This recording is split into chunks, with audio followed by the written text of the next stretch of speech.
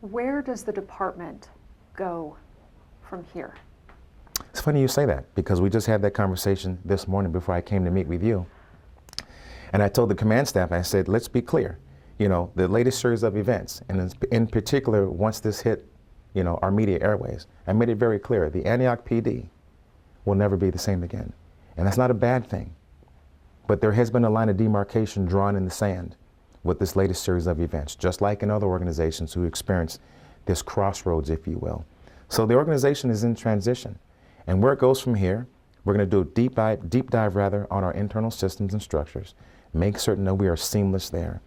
And I will be very intentional about building out frameworks so that we can be very, very, very purposeful about how we deal with the community. Right now, are we going to still do police work, keep the city safe, and do all those things that they expect us to do through the lens of public safety? Without question. But I want to be very clear that the focus right now is repairing this relationship with this community. Because anyone who's been looking at this thing called policing, we all know at this juncture, whatever legitimacy we receive, it doesn't come inside out, it's outside in. That's how this works. In this world called community policing, in this world called community-centered policing, community engagement, whatever we want to call it, at the end of the day, as a policing agency in the 21st century, whatever legitimacy you think you have, it can only come from the communities that you serve. And so I want to be very, very intentional about, making certain that we're outward facing more so than ever. That's been something I was doing on the front end, but in light of what's unfolded, I think it's very clear that we have to be very purposeful about embracing this community and letting them know that we are not that organization. We are not that one. Do we have some challenges? Without question. Are we perfect? Absolutely not. Have we made mistakes? Clearly.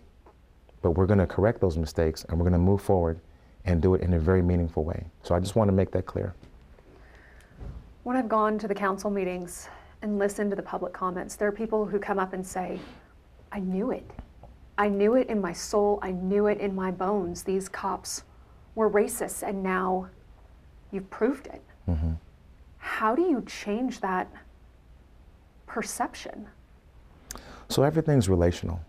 And we can come up with the best policies, procedures, strategies, plans. We can do all of the internal assessments that we want. We can look at our IAs and we look at our hiring.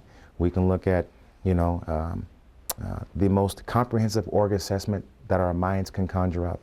But at the end of the day, mindful that our members, as I said before, are the most valued asset we have. They are also what I call the practitioners of the policies. They are the practitioners of the laws and the rules.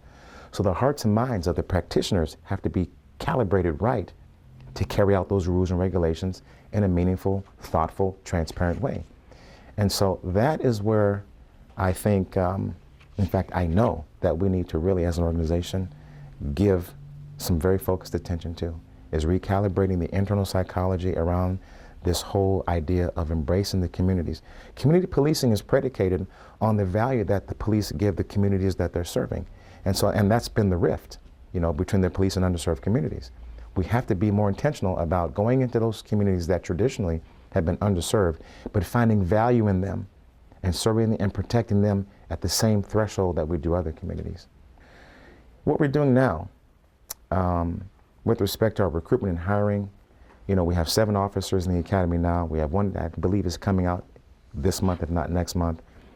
We are doing everything we can to replenish our ranks and bring, not to sound cliche-ish, but bring in some new blood. The organization, to a degree, needs to have an overhaul to a degree, and so we're doing that. And that's not a bad thing, it's just where we are. And so we were already down in terms of members in the organization long before all of this stuff came to fruition. Certainly this hasn't helped. But we're in a very good position now to bring on some new officers. Our recruiting and hiring is extremely robust. We have a great team working on some stuff now.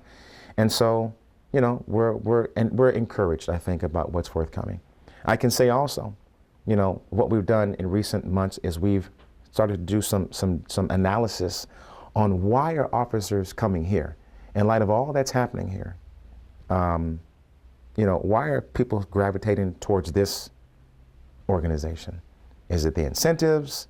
You know, what is it? Is it, I don't know, maybe the specter of the organization? I don't know. But I can tell you this, we have been very purposeful about inquiring about what's bringing you here. And by and large, oddly enough, it's word of mouth. They are talking to other members here in this organization about what's happening here, maybe for better or for worse, I don't know. But I do know that there has been a shift, I believe, in, you know, the view that this organization has on police work.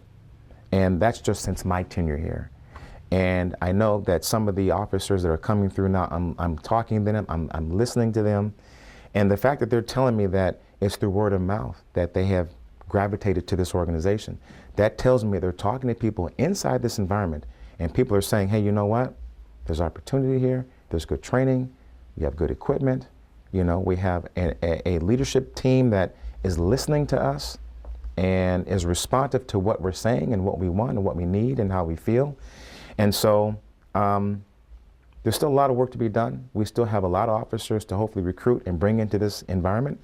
But I'm very encouraged by what I'm hearing from our new complement of 7 and the one that's coming out shortly. And, you know, the feedback is positive.